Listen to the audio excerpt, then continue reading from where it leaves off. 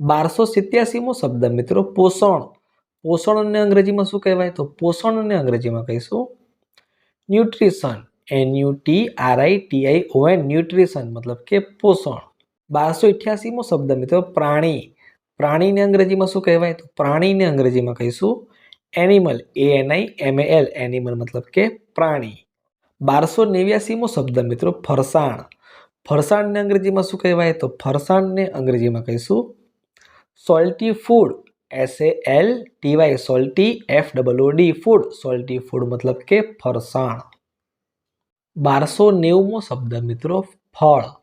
ફળને આપણે અંગ્રેજીમાં શું કહેવાય? તો ફળને અંગ્રેજીમાં કહીશું ફ્રૂટ. FRUIT ફ્રૂટ મતલબ કે ફળ.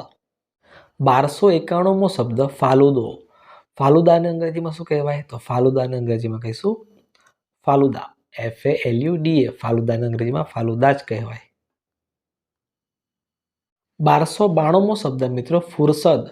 ફુરસદને અંગ્રેજીમાં શું કહેવાય? તો ફુરસદને અંગ્રેજીમાં કહીશું લેઝર. LEISURE લેઝર મતલબ કે ફુરસદ. 1293મો શબ્દ મિત્રો ફૂલવું. ફૂલવુંને અંગ્રેજીમાં શું કહેવાય? તો ફૂલવુંને અંગ્રેજીમાં કહીશું ટુ સ્વેલ. TOTOSWELL ટુ સ્વેલ મતલબ કે ફૂલવું. 1294મો શબ્દ મિત્રો ફેલાવવું.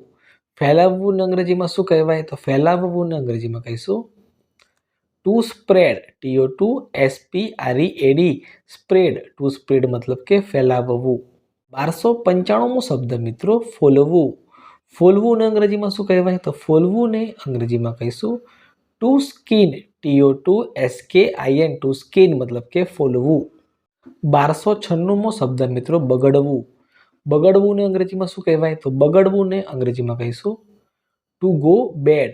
TOTOGO BAD bad. To go bad મતલબ કે બગડવું. 1297મો શબ્દ મિત્રો બદામ.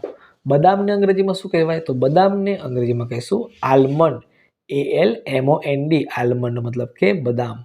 1298મો શબ્દ મિત્રો બરણી. બરણીને અંગ્રેજીમાં શું કહેવાય? તો બરણીને અંગ્રેજીમાં કહીશું જાર. JAR જાર મતલબ કે બરણી. 1299મો શબ્દ મિત્રો બરફ.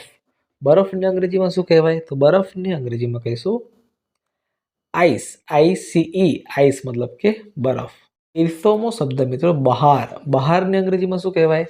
તો બહારને અંગ્રેજીમાં કહીશું આઉટસાઇડ. OUTSIDE આઉટસાઇડ મતલબ કે બહાર. 1301મો શબ્દ મિત્રો બાટલી. બાટલીને અંગ્રેજીમાં શું કહીશું? તો બાટલીને અંગ્રેજીમાં કહીશું બોટલ. BOTTLE બોટલ મતલબ કે બાટલી.